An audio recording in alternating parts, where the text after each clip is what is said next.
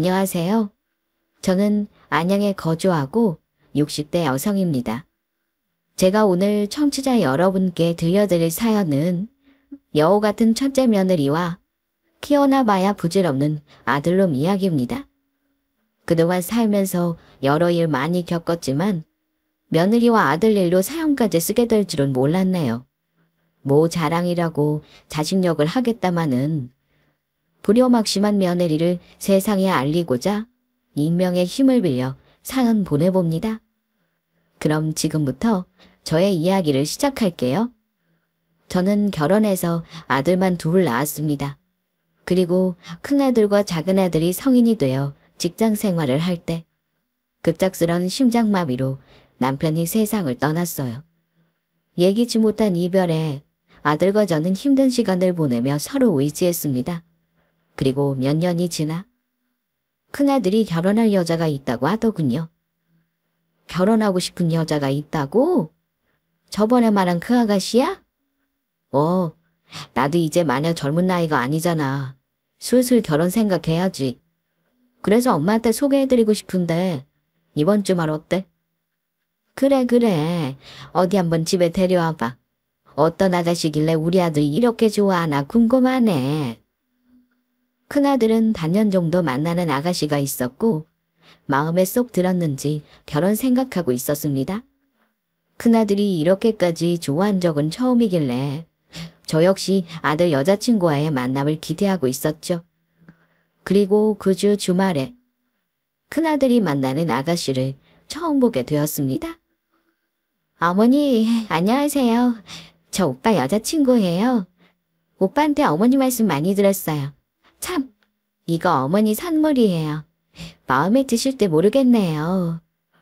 아이고, 우리 집에 놀러 온 손님인데 뭐하러 선물까지 준비했어요? 난 준비 못했는데. 괜찮아요. 제가 드리고 싶어서 준비한 거예요. 비싼 거 아니니까 부담 갖지 마세요. 그래요, 그럼. 고마워요. 잘 받을게요. 참 배고프죠? 저녁상 차렸으니 같이 식사해요. 차린 건 없지만 많이 먹어요? 차린 게 없다뇨. 먹을 게 너무 많은데요? 차리느라 고생하셨겠어요. 맛있게 잘 먹겠습니다. 처음 본 아들의 여자친구는 어찌나 싹싹하고 예의 발랐는지 모릅니다. 아들 둘만 키워서 딸이 부리는 애교를 잘 몰랐는데 아들 여자친구를 보니 딸 키우는 재미가 이런 거겠구나 싶더라고요. 식사하는 내내 아들과 저를 살뜰히 챙기는 모습에 큰 며느리로 만족스러웠습니다. 첫 만남부터 제 마음을 쏙 빼앗아가더군요. 그만큼 애교가 많았어요. 우린 식사를 마친 뒤 후식으로 과일을 먹으며 이런저런 이야기를 나눴습니다. 그리고 제가 결혼 이야기를 먼저 꺼냈어요. 우리 아들은 아가씨를 참 좋아하나 봐요. 결혼하고 싶은 사람이라고 소개하더군요. 어머, 그래요? 아가씨 생각은 어때요? 우리 아들하고 결혼할 마음이 있어요. 그럼요. 저도 오빠를 얼마나 사랑하는데요. 우리 오빠 신랑 가문의 최고잖아요. 서로 생각이 같으니까 다행이네요. 그럼 둘이 언제쯤 결혼하는 게 좋으려나? 내 나이가 있으니까 내년에 하면 좋을 것 같아. 그때까지는 연애하면서 슬슬 결혼 준비하려고. 아들과 여자친구는 내년에 결혼할 생각이라며 뜻을 밝혔습니다. 저는 시간이 많이 남았으니 그때까지 천천히 결혼 준비하면서 예쁘게 만나라고 이야기하였죠. 그 뒤로 아들은 여자친구를 자주 집에 데리고 왔습니다. 아들의 여자친구 또한 앞으로 가족들 사이니 빨리 정붙여야 한다며 살갑게 굴더라고요. 그 모습이 마냥 고맙고 좋기만 했습니다. 그러던 어느 날, 여느 날과 다름없이 집에 온 예비 며느리는 제게 신혼집 이야기를 슬쩍 꺼냈어요. 요즘 시내집 알아보고 있는데 집값이 너무 올라서 걱정이에요. 괜찮은 집은 너무 비싼데 그렇다고 저렴한 가격에만 맞춰갈 수도 없는 노릇이고 결혼 준비하기가 참 힘든 거 있죠? 그래? 요즘 집값이 하늘 무서운 줄 모르고 치솟는다며? 대출 받아도 어려운 상황이니? 대출도 받고 싶은 만큼 받을 수 있는 상황도 아니에요. 그렇다고 아무 곳에서 신혼생활 시작할 수도 없고. 사실 제가 마음에 쏙 드는 집이 있는데 금액이 너무 높아서 꿈도 못 꾸고 있어요. 그래서 요즘 얼마나 속상한지 몰라요, 어머니. 아, 그러니? 아니, 얼마나 하는데 그래? 한 10억 좀 넘어요. 세상에, 10억. 아이고야, 아파트 값이 정말 어마어마하구나. 서울에 있는 아파트는 다 비싸요. 근데 거긴 땅값이 좀 나가서 더 비싼 거고요. 그래도 10억이면 너무 비싼 거 아니니? 가격을 조금 낮춰서 다른 곳을 살펴보는 것도 괜찮을 것 같은데. 외곽 쪽은 나을 거 아니니? 어머니, 아까도 말씀드렸잖아요. 저는 제가 원하는 곳에서 꼭 신혼생활 시작하고 싶어요. 이왕 신혼집 구하는 거, 괜찮은 거 구하는 게 좋잖아요? 나중에 대팔 때 값도 좋고요. 그건 그렇지만 당장 구할 수 있는 돈이 한정적이라면서. 저는 아직 세상 물정 모르기 때문에 고집 피운다고 생각하며 예비 며느리를 설득했습니다. 상황이 여의찮은데 없는 돈 긁어 모아서 신혼집 마련한들 앞으로의 생활이 편치 않다고 말이죠. 하지만 예비 며느리를 도통 꺾일 기미가 보이지 않았습니다. 급기야는 아들과 예비 며느리가 싸우기까지 했어요. 표정이 왜 그래? 무슨 일 있니? 아까 여자친구 만나러 간다고 기분 좋아 보이더니. 여자친구랑 싸웠어. 아니 왜? 여자친구가 말도 안 되는 거로 자꾸 고집 피우잖아. 계속 그 아파트에서 신혼생활 하고 싶다고 하는데 아무리 대출을 당겨도 어림없는 걸 어떡해. 그러면서 여자친구 주변 친구들 이야기를 하더라고. 자기 친구들은 능력 좋은 남자 만나고 다 비싼 아파트 산다면서. 그 말 들으니까 난 되게 능력 없는 남자 같잖아. 그리고 원하는 아파트에서 신혼생활 못하면 결혼 다시 생각해보자고 하네. 엄마, 나 이러다가 결혼 못하면 어떡하지? 나 이렇게 여자친구랑 싸운 거 처음이야. 그전에는 싸울 일도 없이 되게 잘 맞았는데 이러다 헤어지면 어떡해. 나 얘 없으면 죽을지도 몰라. 아들의 말을 듣고 깜짝 놀랐습니다. 그동안 예비 며느리의 좋은 모습만 봤는데 신혼집 하나 때문에 결혼을 다시 생각해본다고 하니 놀라울 금치 못했죠. 아니, 그 아파트가 뭐라고 꼭 거기서 신혼생활 해야 한다고 하니? 너희들 대출 다 땡겨도 어림없다면서? 그렇긴 한데 그래도 엄마가 도와주면 가능하지 않을까? 엄마가? 오, 엄마 아빠 사망보험금 받은 거 있잖아. 그걸로 우리 아파트 사주면 되지. 아빠 돌아가셨을 때 보험금 엄청 많이 나왔잖아. 그거면 충분할 것 같은데. 그렇긴 하지만 그럼 작은 애는 어떡하니? 나중에 나 죽으면 너하고 작은 애하고 반반씩 나눠주려고 했는데. 지금 내 결혼이 없어지게 생겼는데 그게 문제야? 동생도 이해해 주겠지.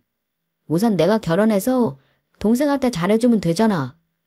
나중에 여유되면 동생 좀 챙겨주면 되고. 그러니까 엄마가 제발 나 좀 도와줘.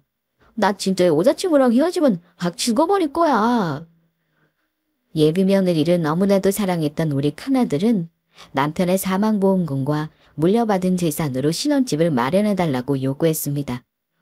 어차피 자식들에게 다 물려줄 돈이라 어려울 건 없지만 작은아들에게 돌아갈 몫이 없어지니 곤란하더군요. 그래서 작은아들과 이야기를 해보고 결정하자고 했습니다. 그런데 다음날 큰아들과 싸웠다던 예비 며느리가 아들과 같이 집에 찾아왔어요. 어제 우리 아들하고 싸웠다더니 하얀 거니? 그래서 온 거지? 아이고 잘했다. 사랑하기도 부족한데 싸워서 뭐 하니? 어제 싸운 건 맞지만 아직 다 화해한 건 아니에요. 그렇지만 어머니께서 도와주신다면 화해하고 전처럼 알콩달콩 잘 지낼 수 있죠. 솔직히 오빠랑 저 너무 잘 맞아서 싸울 일도 없거든요. 그런데 신혼집 때문에 싸워서 너무 속상해요. 제가 무리하게 고집 피우는 건 알지만 이왕 시작한 거 제대로 시작하고 싶어서 그래요. 저로서는 차근차근 늘리나 처음부터 제대로 된 곳에서 시작하나 별반 차이 없다고 생각하거든요. 겨우 시간 차이일 뿐이에요. 그럴 바에는 애꿎은 시간 잡지 말고 처음부터 좋은 곳에서 시작한 게 낫잖아요.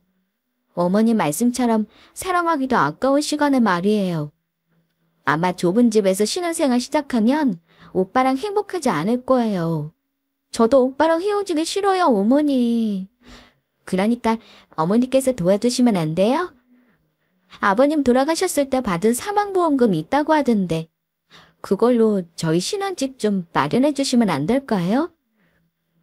그건 큰아들하고 이야기 나눴어. 우선 작은애 생각을 들어보고 그러다 도련님이 싫다고 하면요? 그럼 안 되잖아요. 저랑 오빠랑 이렇게 원하는데 한 번만 도와주세요. 오빠랑 저 헤어질 수도 없는 상황이라고요. 제 뱃속에 아이가 생겨버렸어요. 이제 부모 되는데 변변치 않은 집에서 어찌 시작해요? 애 키우면 넓은 집에서 자리 잡는 데 좋잖아요. 어머니께서 강하게 밀고 나가면 도련님 절대 반대 못해요. 신혼집 해주시면 오빠랑 저 진짜 도련님한테 잘할게요. 불난 어머님에게 돼요. 설마 저희가 은혜를 잊겠어요? 그러니까 어머니 제발 도와주세요. 그 집 사면 분명 몇 배로 뛰어요. 그럼 나중에 집 팔고 도련님께 챙겨줄 수 있고요. 큰아들도 그러더니 예비 며느리까지 합세해서 남편의 사망보험금으로 신혼집을 마련해달라고 부탁했습니다. 거기다 뱃속에 손자까지 생겼다고 하니 저로서는 어찌할 방도가 없었어요. 큰아들과 며느리의 말이 맞을지도 모른다는 생각에 휩싸여서 작은아들에게 부탁 아닌 부탁으로 이야기를 전했어요.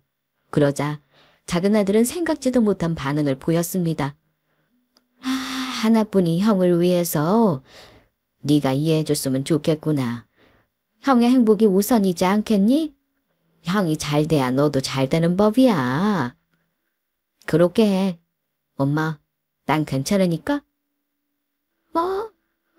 네, 정말 괜찮니? 네가 받아갈 돈이기도 한데 형한테 다 줘도 괜찮겠어? 응, 괜찮아. 난 지금 당장은 필요한 돈도 아니고 가족끼리 돈 문제로 형이랑 싸우기 싫어. 거기다 형이 날 모른 척할 사람도 아니잖아? 조카도 태어날 텐데 작은 아빠로서 이해해줘야지. 난 정말 괜찮으니까 형 도와줘. 다행히 작은 아들은 큰 아들의 상황을 이해해 주었어요. 그런 작은 아들에게 미안하면서도 참 고마웠습니다. 그리고 큰 아들에게 잊지 말고 작은 아들을 잘 챙겨주라며 당부했죠. 큰 아들은 걱정하지 말라며 동생에게 고마워했습니다. 그렇게 결혼 전부터 신혼집 문제로 우여곡절이 많았지만 일이 잘 해결되어서 신혼집을 원하는 곳으로 얻어주고 무사히 결혼했습니다. 그런데 사람의 마음이 얼마나 간사한지 화장실 들어갈 때와 나올 때 다르다는 걸 확실히 느낄 수 있었어요. 결혼하고 나니 큰며느리의 태도가 싹 바뀌는 겁니다. 얘 새아가 지금 집에 있니? 너랑 아들 먹을 만한 반찬 좀 만들어서 가져다 주려는데. 네. 지금 우리 집에 오시겠다고요? 어머 안 돼요. 저 지금 약속 있어서 어디 가야 해요. 집까지 들어오지 마시고 그냥 경비실에 맡겨주세요. 큰아들 생각나서 만든 반찬을 가져다 주려고 하면 며느리는 번번이 경비실에 맡기라고 했습니다. 어떤 날은 약속이 있어서 안 된다. 어떤 날은 집에 손님이 와 있다는 둥 별의별 이유를 갖다 대며 집에 들어오는 걸 싫어하는 눈치였어요. 제가 얻어준 집이라 어떤지 궁금하기도 하고 잘 사는지 볼 겸 들여다보고 싶은데 며느리는 저를 절대 집에 들이지 않았습니다. 그래서 한 번은 작정하고 며느리에게 말했어요. 왜 이렇게 연락이 안 되니? 내가 연락하지 않으면 너희는 통 연락이 없구나. 잘 지내는지 걱정되기도 한데 말이야. 어머니, 저희가 무슨 애도 아니고 어련히 알아서 잘 지내겠죠. 별걸 다 걱정하시네요. 그래, 그건 그렇지. 다만 나는 새아기가 새 식구로 들어왔으니까 관심 가는 게 당연하잖니. 전 그런 관심 부담스러워요. 요즘 세상이 얼마나 달라졌는데 옛날처럼 며느리한테 부담 두세요? 어머니 혹시 며느리 들어왔으니까 시어머니 대접받고 싶으셔서 이러시는 거예요. 저 시집살이 시키려고. 어머 얘 무슨 말이 그러니? 내가 언제 너한테 시집살이를 시킨다고. 누가 들으면 내가 아주 못된 시어머니인 줄 알겠다. 난 그저 너희들 잘 사는지 궁금할 뿐이야. 결혼하고 나서 집에 오기라니 뭐하니? 얼굴 본 지 한참 됐잖아. 관심도 사랑이란 말 모르니? 신혼집에 한번 놀러오라고 이야기도 없고 말이야. 난 네가 우릴 가족으로 생각 안 하는 것 같아서 오히려 서운하구나. 결혼했다고 꼭 시댁 식구들 집에 초대해야 하는 법이라도 있어요? 어머니, 지금 신혼집 해주셨다고 유세 떠시라는 것 같은데 어른으로서 정말 치사하시네요. 해주셨으면 저희 거죠. 초대하는 것도 저희 마음이고요. 왜 이렇게 강요하시는지 모르겠네요. 아니, 내가 언제 강요했다고. 이런 게 강요가 아니면 뭐예요? 그리고 어머니, 그리고 저 지금 임신 중이잖아요. 임신 중에는 여러 가지를 조심해야 하는 거 모르세요? 작은 스트레스도 애한테 안 좋을까봐 걱정하는데 어머님은 도와주지는 못할 망정 왜 제 태교를 방해하세요? 내가 언제 방해했다고 그러니? 결혼하고 나서 신혼집에 한 번도 못 오게 하고 서운해서 한 소리 한 거로 태교를 방해한다니. 너 정말 너무하는 거 아니니? 너무한 건 제가 아니라 어머님이죠. 앞으로 전화도 하지 말아주세요. 건강하게 아기 낳으려면 정신적으로나 신체적으로나 건강해야 하니까. 당분간은 어머님과 연락 안 하는 게 좋겠어요. 며느리는 태교 운운하면서 말도 안 되는 소리를 했습니다. 그러고는 앞으로 전화하지 말라며 다 끊어버리더군요. 기가 막혀서 큰아들에게 전화해서 이야기했더니 별 대수롭지 않게 반응했습니다. 원래 임신하면 별거 아닌 것도 예민하게 반응하잖아. 요즘 와이프가 좀 그래. 내가 나중에 잘 알아듣게 이야기할 테니까 당분간 연락하지 마.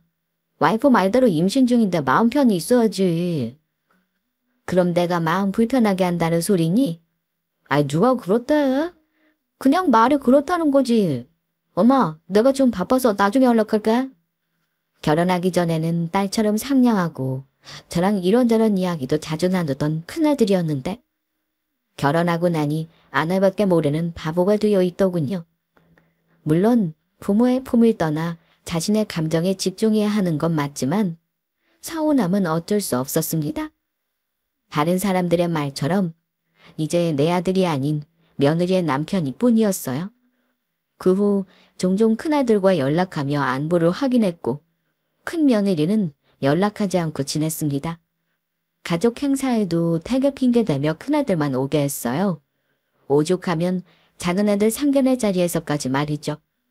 결국 제가 참다 아들에게 한 소리 했습니다. 시집와서 얼굴 한번 안 비치고 있는 게 말이 되니? 이런 며느리가 세상 천지에 어디 있어? 아무리 태교가 중요하다고 해도 작은애 상견례는 와야지. 이러다 결혼식에도 안 오겠어? 엄마, 몸이 무거운 걸 어떻게 해. 만삭이라 배불러서 어디 움직이기 힘든데. 집에서 쉬어도 되지 뭐. 상견례 나만 왔으면 됐잖아. 엄마는 그게 그렇게 서운해? 며느리가 어떤지 걱정해주지는 않고 정말 너무하네. 뭐, 지금 내가 너무한 거니? 정말 너까지 왜 이래? 장가가더니 하나부터 열까지 아내 생각만 하니? 아내 아끼며 사랑해주는 건 좋은데 기본적인 건 지켜야 할 거 아니야. 뭔 기본을 안 지켰다고 그래. 어머 왜 이렇게 내 와이프 못 잡아먹어서 안달이야. 그렇게 시어머니 노릇하고 싶어? 와이프 말처럼 엄마가 시집살이 시키려고 하니까 정말 실망이야. 앞으로 와이프한테 뭐 할 말 있으면 연락하지 말고 다 나한테 말해. 엄마가 이야기했다간 와이프만 힘들겠어. 누가 들으면 며느리에게 시집살이 시키려고 안달난 못된 시어머니인 줄 알겠습니다. 시집살이는커녕 며느리 눈치 보면서 연락도 제대로 못하고 가족 행사 다 빠져도 이해해주고 있는데 말이죠.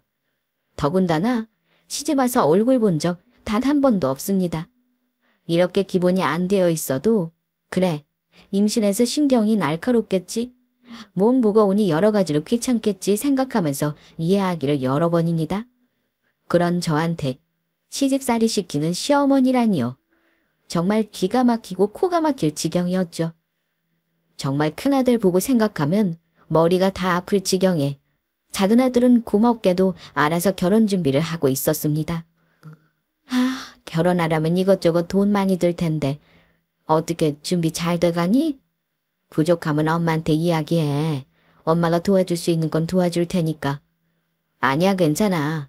여자친구랑 나랑 모은 돈도 있고 부족한 건 대출도 다 해결되는 거라서 엄마가 도와주실 건 딱히 없어. 그리고 우리는 우리가 모은 돈대로 맞춰서 준비하고 싶어. 과하게 하고 싶은 마음 없거든. 그래도 괜찮겠어? 네 여자친구는 마음이 다를 수 있잖니.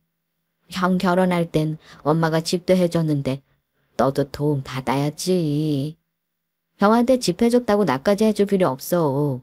우린 신혼집 벌써 해결했는걸? 양쪽 부모님께 손 벌리지 않고 우리 힘으로 가정 꾸리는 게 목표야. 그러니까 마음 불편해하지 않아도 돼. 우린 정말 괜찮으니까. 늘 형한테 치이기만 하고 좋은 건 다 형을 거친 다음에 물려받았던 작은아들을 생각하니 더욱 미안하고 고마운 마음만 쌓여갔습니다. 부모 도움 없이 본인들끼리 결혼 준비하는 모습을 보니 우리 아들이 언제 이렇게 컸나 싶으면서 대견하기까지 하더군요. 작은아들은 그렇게 도움 한 푼 받지 않고 본인들의 힘으로 결혼했습니다. 그리고 큰며느리는 결혼식조차 참석하지 않았죠. 정말 괘씸했지만 만삭이고 출산 예정일이 코앞이라 조심해서 나쁠 필요가 없다고 생각하며 좋게 넘겼어요. 그러던 어느 날 큰아들에게서 며느리의 출산 소식을 듣게 되었습니다. 뭐? 애를 낳았다고? 어머 세상에, 엄마가 바로 갈 테니까 병원 어딘지 좀 알려줘. 아니야, 올 거 없어. 애는 저번 주에 태어났고 집에서 몸조리하는 중이야. 저번 주에 태어났다고? 그럼 바로 연락을 줬어야지. 이제야 연락해주면 어떡해. 요즘 코로나 때문에 병원 취입도 까다롭잖아. 와이프도 충분히 쉬어야 하고 괜히 사람들 왔다 갔다 하면 불편하지. 애 낳은 며느리 고생했다고 얼굴 보러 가는 건데 그게 뭐 불편하다고. 그래서 집에서 조리하는 중이라고? 병원에서 마저 조리하지 왜 집에서 조리해? 전문적으로 몸조리 해주시는 분 되셔. 그분이 집에서 같이 조리해 주시기도 하고 장모님도 계속 왔다 갔다 하시고 말이야. 그러니? 그럼 엄마가 집에 한번 들를게. 고생한 며느리도 보고 우리 손주도 볼 겸. 엄마, 아까도 말했지만 코로나 때문에 안 돼. 내 면역력이 얼마나 약한데 괜히 큰일 하면 어쩌려고. 그래도 오랜만에 얼굴 보면 좋지 않니? 가기 전에 검사도 할게. 사돈께서 고생 많으실 텐데 엄마가 대신 조리하는 거 도와줘도 되잖니? 아무리 그래도 장모님이 해주시는 게 낫지. 친엄마한테 조리받는 거랑 시어머니한테 조리받는 게 같겠어? 엄마, 우선은 집에 계시고 내가 상황 봐서 연락할게. 그때 손주 얼굴 보면 되지 뭐. 저는 고생한 며느리랑 손주 얼굴 보고 싶은 마음이 굴뚝 같은데 아들은 계속해서 오는 것을 반대했습니다. 며느리도 못 오게 하는데 남편까지 여러 이유를 내며 못 오게 하는데 답답해 미칠 것 같더라고요. 그래서 하는 수 없이 정말 오랜만에 안사돈께 전화를 걸었습니다. 네, 사돈. 저예요. 잘 지내셨죠? 아니 글쎄 우리 며느리가 떡두꺼비 같은 손주를 낳았다면서요. 네, 그러게요. 집에서 산후조리하고 있다는데 사돈께서 조리하는 거 도와주시고 고생 많으시겠어요. 아이고 고생은요 무슨. 여기 전문적으로 조리 도와주는 분 계셔서 저는 그렇게 도와줄 것도 없네요. 아유 그럼 다행이네요. 참 며느리는 좀 어때요? 여자는 애 낳고 조리를 잘해야 하는데 손주는 건강하게 잘 있는 거죠? 그때는 젖 잘 먹고 잘 자야 하는데. 그럼요. 딸도 그렇고 손주도 그렇고 둘 다 하루하루 잘 지내고 있어요. 그러지 말고 한번 놀러 오시지 그러세요. 아프셔서 병원에도 못 오셨잖아요. 네. 병원이요? 네. 진도 왔다는 소식 듣자마자 병원에 갔는데 산부인은 안 보이더라고요. 그래서 언제 오시나 물어봤더니 사부인께서 일이 생기셔서 바쁘시다고 못 오신다고 하시더라고요. 그때 오셔서 태어난 손주 얼굴 보시면 좋았을 텐데요. 아, 그랬죠? 제가 그때 일이 있어서 미처 못 갔네요. 그럼 알겠습니다, 사부인. 제가 며느리에게 따로 연락할게요. 태어난 손주가 잘 지내는지 궁금해서 오랜만에 사부인께 전화한 건데 생각지 못한 말을 들었습니다. 연락조차 받지 못한 제가 일이 생겨서 못 온다니요. 대체 애들은 왜 그런 거짓말을 한 걸까 곰곰이 생각했습니다. 그리고 그동안 저를 집에 오지 못하게 하고 손주 얼굴조차 보여주지 않으려는 행동에 너무나도 속상한 나머지 며느리에게 전화를 걸었어요. 그때 그러고 난 후 오랜만에 건 전화였습니다. 얘 나다. 애 낳고 집에서 몸조리 한다고 들었어. 그래, 몸은 좀 어떻니? 괜찮니? 네, 괜찮아요. 그래, 애 낳는다고 고생 많았다. 시어미로서 옆에서 같이 축하해줘야 하는데 그러지 못해 미안하구나. 그런데 세아가 내가 사부인께 이상한 말을 들었는데 그게 사실인지 모르겠다. 내가 일이 생겨서 병원에 못 오신 줄 알고 있던데 너희들이 그렇게 말한 거니? 네, 제가 그렇게 말씀드렸어요. 무슨 생각으로 그런... 난 너희들한테 그 어떠한 연락도 못 받았고 오늘 알았는데 대체 그런 거짓말을 했니? 병원에도 못 오게 하고 집에도 못 오게 하는 이유가 대체 뭐야? 이유가 있을 텐데 어디 한번 들어보자꾸나. 별 이유는 없어요. 그냥 싫은 것뿐이에요. 글쎄 뭐가 싫은 건데. 그냥 어머님이 싫다고요. 냄새나는 노인네 집에 들어서 뭐가 좋다고 환영하겠어요? 뭐 냄새나는 노인... 너 지금 말 다 했니? 아니요? 다 못했어요. 그렇게 싫은 티를 냈으면 눈치가 있으셔야죠. 어떻게 이리 눈치가 없으세요? 저라면 알아서 입 닫고 아무 말 안 하겠어요. 이래서 늙은 시모 피곤했다니까. 너 지금 그거 나한테 하는 소리니? 대체 너 왜 이러니? 결혼하기 전에는 살갑게 굴던 애가 결혼하고 나서 하루아침에 싹 바뀔 수 있니? 정말 너무하는구나. 난 네가 이런 애인 줄 정말 몰랐어. 우리가 아주 깜빡 속았네. 속았어. 저야말로 어머님이 이렇게 치사하게 나오실 줄 몰랐어요. 신혼집 해줬으면 그걸로 끝내야지. 왜 자꾸 시어머니 행세하면서 대접받으려고 난리냐고요.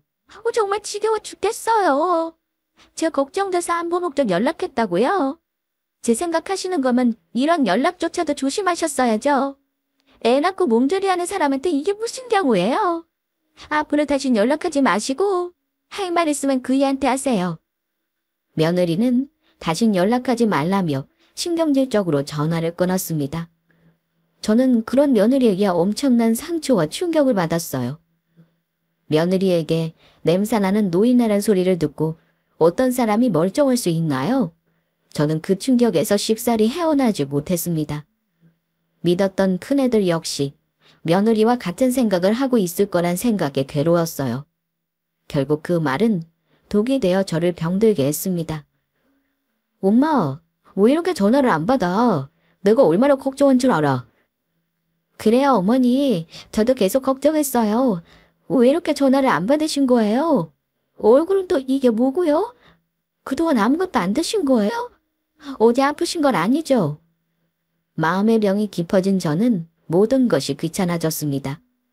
작은 아들의 연락을 받기조차도, 밥을 먹기조차도 말이죠.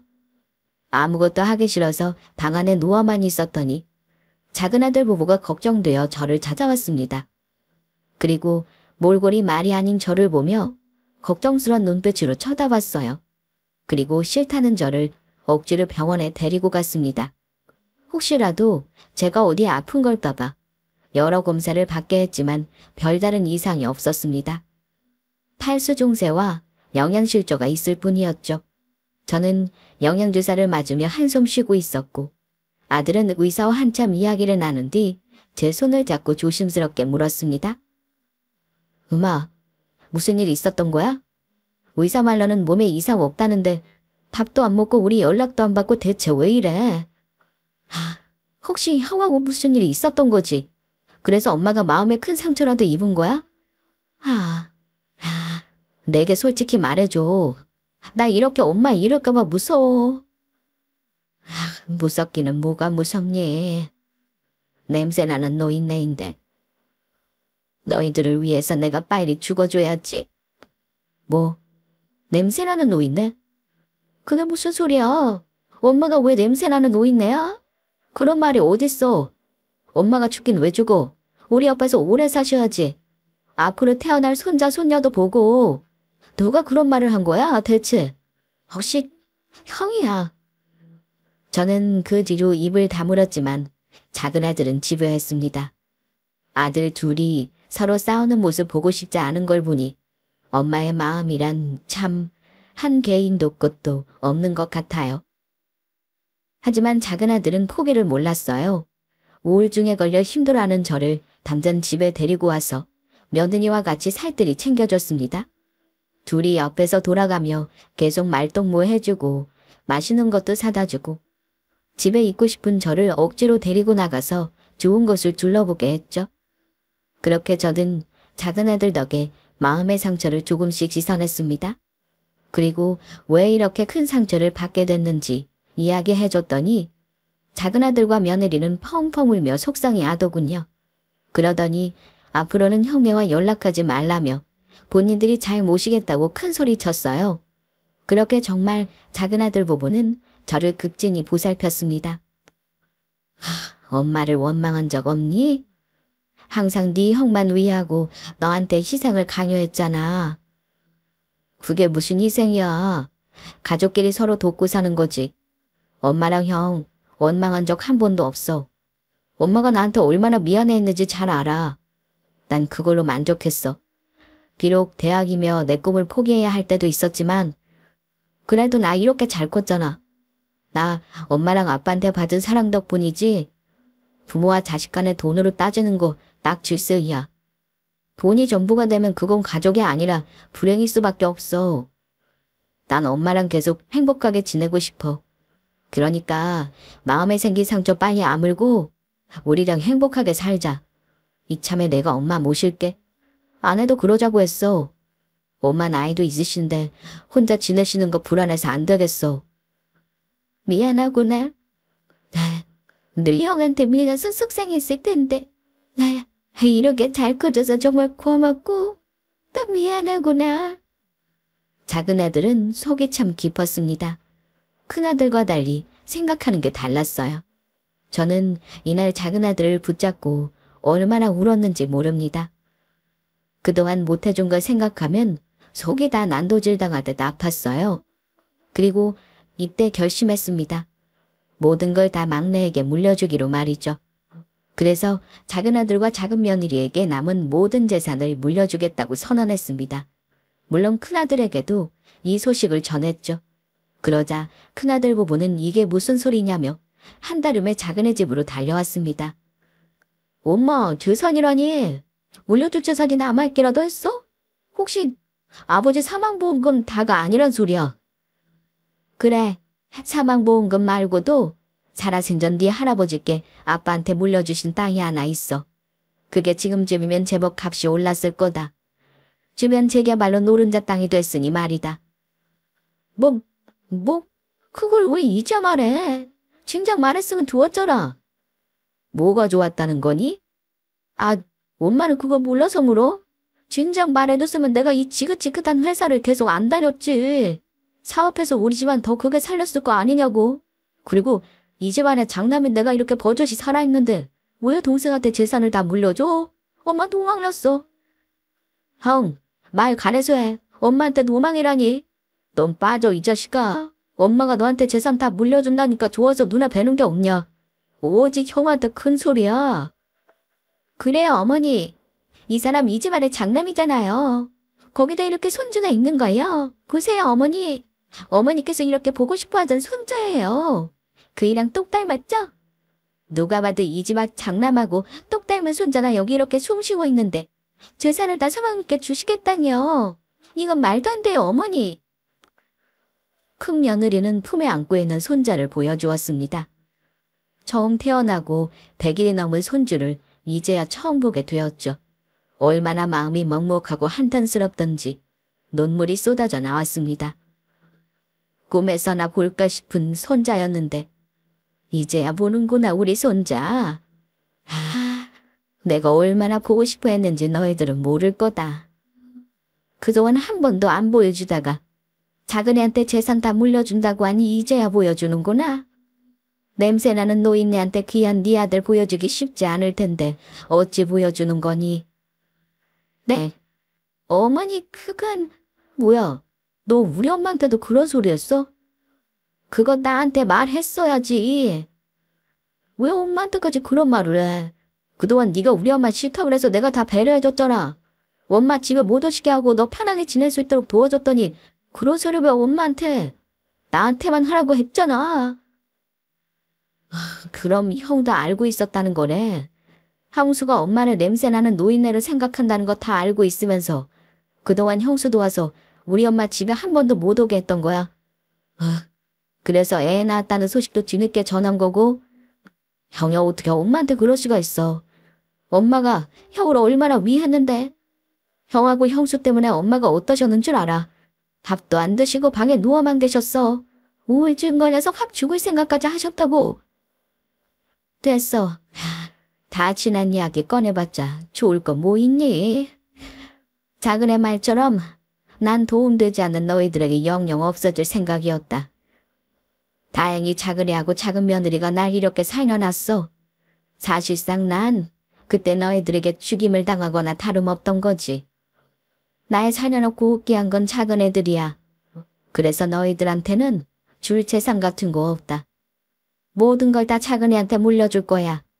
그러니 너희들이 사는 그 집도 작은애한테 물려줄 참이니 그리 알아라. 뭐? 이것 봐. 내가 이럴 줄 알았어. 줬으면 끝이지 생색 쩌는 거 봐.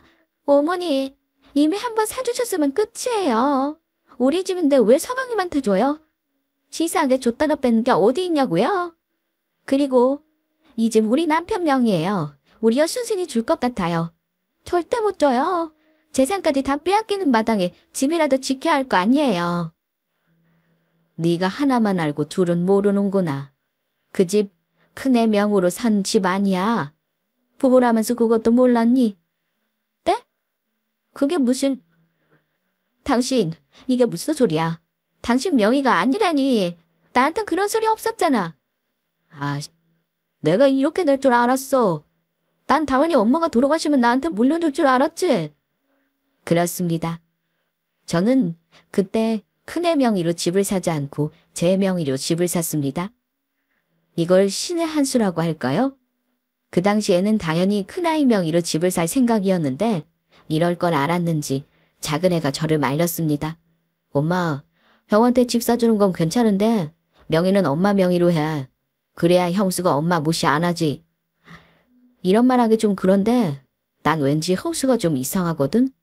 집 때문에 괜히 엄마한테 잘 보이려고 하는 것 같고. 형한테는 미안한 말이지만 난 형수가 좀 꺼림칙해. 사람 혹시 모르는 거잖아. 그러니까 엄마 명의로 하고 형수 하는 거 본 다음에 나중에 엄마가 결정해. 형한테 물려줘도 난 괜찮으니까. 이때 작은애의 말을 듣기 참 잘했죠. 안 그랬으면 그 심한 며느리에게 집을 홀랑 뺏길 뻔했으니 말입니다. 이 사실을 모두 털어놓으니 큰아들은 분노하며 작은아들에게 주먹질까지 했어요. 이 자식 뭐 사람 일 혹시 몰라? 너 설마 그동안 나한테 빼앗긴 게 서운해서 이렇게 큰 그림 그린 거냐? 그래서 착한 엄마 꼬드긴 거야? 엄마가 뭐라고 말 좀 해봐. 엄마가 나한테 그랬잖아. 상속 문제 때문에 엄마 명의로 사놓고 나중에 내 명의로 바꿔주겠다고. 엄마가 그랬잖아. 그래, 그랬었지. 그건 내 큰아들한테 한 약속이었어. 넌 지금 내 큰아들 아니야. 제 아내밖에 몰라서 엄마 나 몰라라 하는 넌 내 아들 들 자격 없다. 너희가 독이 든 말로 날 죽였을 때 내 마음에서 너희들도 죽었어. 난 앞으로 작은 아들 애들만 내 아들과 며느리를 생각하고 살 거야. 그러니 이번 달안까지 그 집 비워라. 우리 작은 애 이름으로 바꿔놓을 테니. 엄마, 정말 이럴 거야. 그제야 상황 파악이 된 며느리는 급하게 무릎을 꿇고 빌기 시작했습니다. 어머니, 제가 다 잘못했어요. 정말 죄송해요. 제가 잠시 미쳤었나 봐요. 어머니께서 비싼 집 사주신 은혜도 모르고 건방지게 까불었어요. 저 앞으로 다시는 안 그럴게요. 정말 어머니께 잘하는 효부가 될게요. 정말이에요. 한 번만 기회 주세요. 저 정말 잘못일 자신 있어요.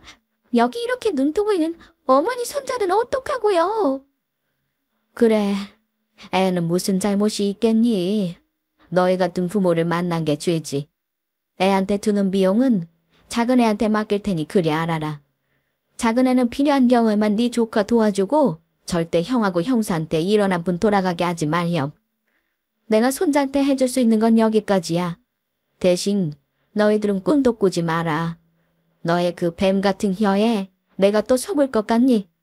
다시 네 집에 찾아올 생각 말고 썩 나가. 그렇게 울고불고 난리치는 며느리와 큰아들을 쫓아내고 저는 변호사를 통해 모든 재산을 작은애들에게 물려줬습니다. 물론 큰아들 집 명의 또한 작은애 명의로 바꿔놓았고요. 큰아들네 부부는 하루가 멀다 하고 저를 찾아와 용서를 빌었습니다. 하지만 그런다고 제 마음에 큰 상처가 씻어지진 않네요. 앞으로는 작은애들만 보며 남은 인생 살고자 합니다. 제 진짜 자식은 작은아들 뿐이니까요. 그럼 지금까지 저의 긴 사연 들어주셔서 감사합니다.